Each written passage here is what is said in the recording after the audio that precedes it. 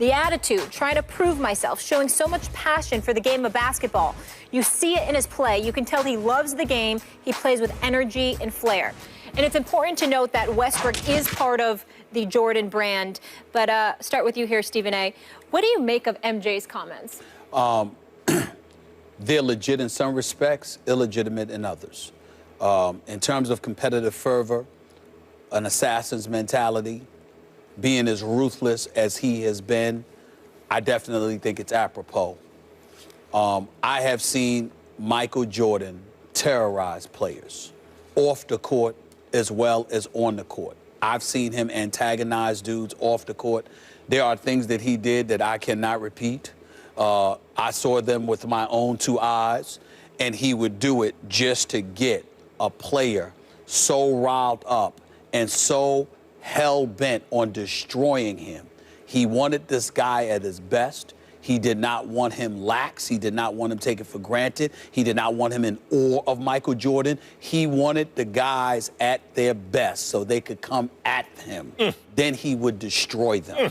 That is how Michael Jordan was the greatest. That is why he annihilated you. He didn't want to exploit your weakness. He wanted you at prime condition, at peak condition. He wanted you at your absolute best. So when he destroyed you, he was putting you on notice that you had no prayer in order to deal with him. He was the most ruthless competitor that I had seen. And what I have religiously said about Russell Westbrook is he is the most ruthless competitor that I see in the NBA today. Here's where the comparisons go off the rails. Michael Jordan, it's not the 30 points per game that he averaged. Russell's 21, all right, because Michael Jordan was a star, whereas Kevin Durant was a star in OKC. It's not even the 49% from the field that he shoots compared to Russell Westbrook's 43%. Where it really illuminates is that for the last 9 years of Michael Jordan's career, he never averaged more than 2.7 turnovers per game. Russell Westbrook has averaged over 4 turnovers the last 2 years and has a career 3.7 turnovers per game average. Why is that relevant? It speaks to the erratic play that Russell Westbrook puts forth. That assassin's mentality, that killer instinct, along with him being the most athletic point guard in the history of the game has ever seen. The flip side to it is that those very things that we laud and applaud and praise for Russell Westbrook are the very things we could also point to that has led to him or his team's demise in key pivotal moments, a la Game 6 of the conference finals, where he and Kevin Durant combined for 6 turnovers in the last 8 possessions, including, 0 for 3 with 6 turnovers in the last 2 minutes. Russell Westbrook was right there in the throes of that, even though I look at Kevin Durant too, because that's Russell Westbrook, whereas Kevin Durant wasn't himself in those key pivotal moments when palms get sweaty. But in the end, what it comes down to is that Russell Westbrook is a superstar. He is a superstar competitor. He is the most elite athlete we've ever seen at the point guard position. But the level of erratic behavior he displays on the basketball court has never been MJ. That's the difference. I don't think MJ was talking about that when he was talking about Russell Westbrook. He was talking about the things they have in common. He's accurate about that, but that ain't the complete story. This is. I love this. I love this. Game recognized game. Real recognized real. That's what's going on here. Michael Jordan looks at Russell Westbrook, and the sloppiness sometimes that you're talking about comes from that insane competitive drive. This is why I told you, like, Russell Westbrook's my favorite player. I'm not saying he's the best, but he's my favorite to watch because of that ruthless, competitive. The sloppiness comes from his reach exceeding his grasp. He wants it so bad. He's pushing himself. You mentioned he's the most athletic point guard ever. That's right. And yet he's pushing his limits even farther than he's capable of going. That's where the sloppiness comes in. Now, look, he's not as good as Michael Jordan. If that's what we're talking about, no. No one's ever been as good as Michael Jordan. I hope one day to live long enough to see a guy as good or better than Michael Jordan, because it's an amazing thing to see, and that's not Russell Westbrook. But in another way, Westbrook is the direct descendant of Jordan in the sense that it went from Jordan to Kobe Kobe's kind of like son of Jordan in the NBA. And Westbrook is like if Allen Iverson and Kobe Bryant had a baby, it'd be Russell Westbrook. You know, if you watched Allen Iverson at his best, I used to think, if Allen Iverson were 6'6", that's the greatest player ever. I don't care whatever other problems he has. If he was 6'6", who could handle that? But he wasn't. Just wasn't. Westbrook is what's stopping him from being the best player in the game. He's a little short. I mean, that's really what it is. That's why he's a point guard. If he was 6'6", 6'7", 6'8", like LeBron James, we wouldn't even be having a conversation right now.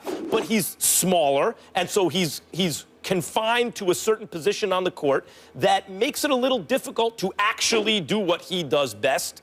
He is a beast. He's, you know, I mentioned it the other day when you talked about Durant's better than Westbrook. You and I agree about that. However, there are veteran observers, including analytics guys who work for ESPN, who will tell you that there was a stretch of about a year, yes, partly due to Durant's absence and his injury, but even after Durant got back, where the numbers said, boy, it's like a dead heat. You could even argue for Westbrook, and it should never be that way. Durant's 7 feet tall. Durant's a better shooter. Durant's a less selfish player. Durant's not as out of control as Westbrook. And yet that competitive driving Westbrook forces him into that kind of conversation. One thing about Jordan saying this, of course, he's a Jordan brand athlete, right? Yep. So who else does Jordan have on that level? Carmelo, CP3, Westbrook's the guy you want there. But then you ask yourself, Jordan really has his pick of a lot of athletes.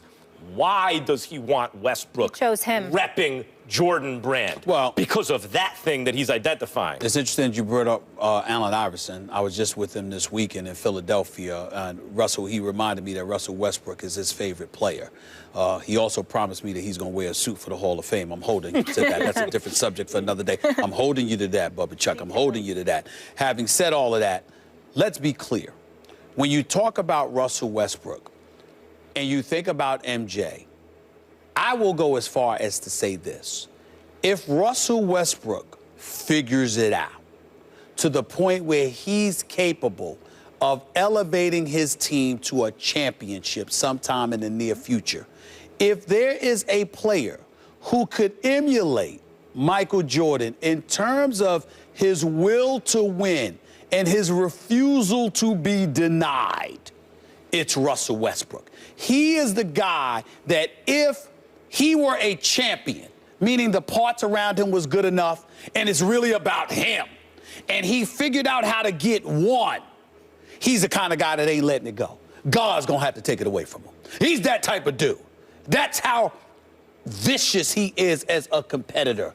You don't see that in anybody else. Listen, LeBron James is the greatest player in the world. There's nothing to talk about there. And he's proven himself yet again. But there's 4 NBA Finals losses for a reason.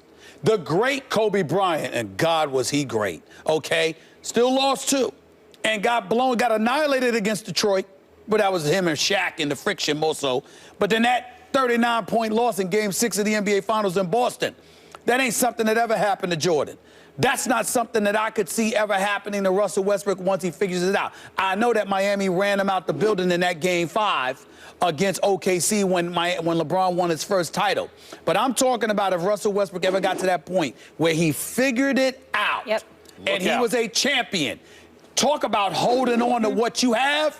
Russell Westbrook is the kind of guy that you're going to have to damn near kill him to take it away from him. A lot of people ask me, you know, of all the, what other, you know, in a given sport like the NBA, like basketball, who would make a good prize fighter? Like, who could you see? In the NBA right now, Russell Westbrook is a prize fighter dressed up as a basketball player. That's a good analogy. Same thing as Kobe Bryant, same thing as Michael Jordan. He's a prize fighter. And the only negative is sometimes it gets the best of him, that passion. Exactly. He's also that prized fighter. You know who he would be as a prize fighter? Can I go use a boxing analogy? Go. Aaron Pryor. Oh, my man, the Hawk. Aaron Pryor. Yeah. That's who Russell Westbrook would be. If he were a boxer, Aaron Pryor, like you getting hit and it's like, what you doing? What the hell's the matter with you? Don't take those punches. But somehow he just keeps coming and ultimately he closes. No one wanted it with Aaron Pryor. Nobody wanted it. Alexis Aguero, he didn't want it either. Sugar Ray didn't really want to fight him. We'll leave it there. When we come back to the NFL, Tony Dungy is enshrined into Canton at the Hall of Fame. But did he deserve it? Our thoughts on Dungy in the gold jacket. That is next.